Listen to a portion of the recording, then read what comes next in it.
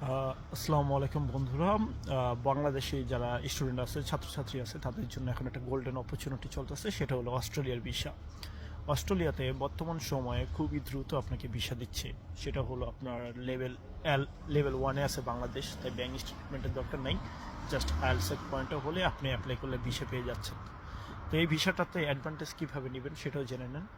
আপনার প্রথমত এই আপনাকে ট্রেড কোর্সে গেলে সবচেয়ে বেশি ভালো হয়, কারণ হলো সবাই যাবে অনার্স করতে, সবাই যাবে মাস্টার্স করতে, যখন টিউশন ফি একটা মাইর খাইবো, মাথা ভাঙ্গিয়া পড়বো যে কই আইলাম।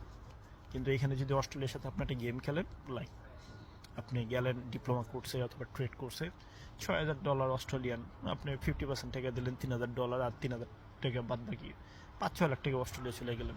যাওয়ার পরে ওইখানে কাজ করলেন, প্লাস আপনার আইএলসের পয়েন্টও কম লাগে ট্রেড কোর্সে, ওদের ডিমান্ডও থাকে বিভিন্ন রিজিয়নে।